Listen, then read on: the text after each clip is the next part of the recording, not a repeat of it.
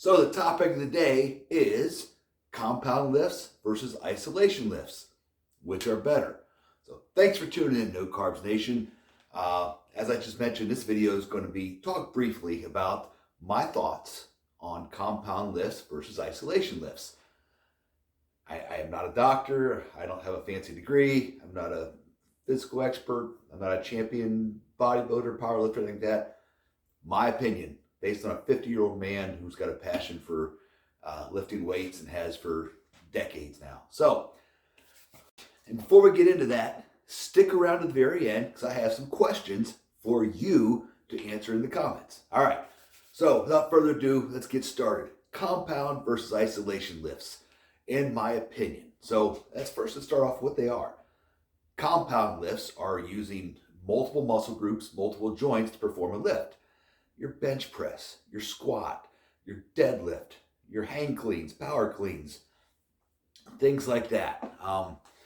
Isolation lifts are just that. You're going to isolate a muscle. You're using one muscle group, one joint. Concentration curls, great example of that. Tricep extensions, great example of that. And so people, or one specific person asked, which is better? Again, in my opinion, one is not better than the other.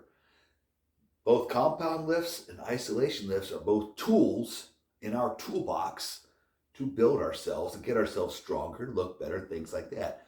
They're both very important. So the compound lifts are like the base, like the foundation of your physique, of your strength, right? Your bench, your deadlifts, your squats. You're going to build some mass there and some muscle structure. You're working multiple muscles. It's just, again, it's that foundation for your body and everything else you do. Where the isolation lifts are kind of like the extras, right? The more artistic things that you put on top of the foundation, right? So if I'm doing, lat pull downs, right, or barbell rows, I'm working multiple angles. I'm secondarily, your biceps are going to get some work. You're going to try to isolate the lats and things like that, but your biceps are going to get some secondary work. You're going to gain a little mass from doing those things, from heavy lifts, heavy compound lifts.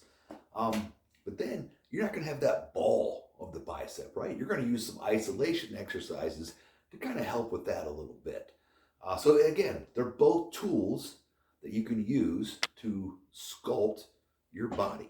So in my opinion, one is not more important than the other. They're both vital for me personally. Again, compounds, that's going to be your strength. It's going to be your, the backbone, if you will, the foundation of what you're trying to accomplish. And the isolation is the fine details that you're going to just, the fine point. Again, that's just my opinion for whatever that's worth. So my questions for you, what do you think is better, compound or isolation? Or do you agree with me? I'd like to hear those answers in the comments if you don't mind.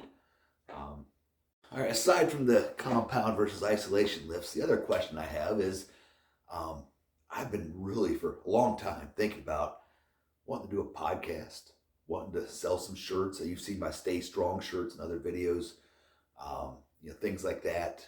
Maybe write a book. If anyone's got any guidance, any advice on doing any of those things, I would love to hear it. But hey, other than that, thanks again for tuning in. Don't forget to hit the like, thumbs up. Don't forget to hit the subscribe, hit the notify, right? And let's spread the word of better health. Thanks as always for tuning in. I appreciate you more than you know. Stay strong. We'll talk to you next time, No Carbs Nation. Get after it.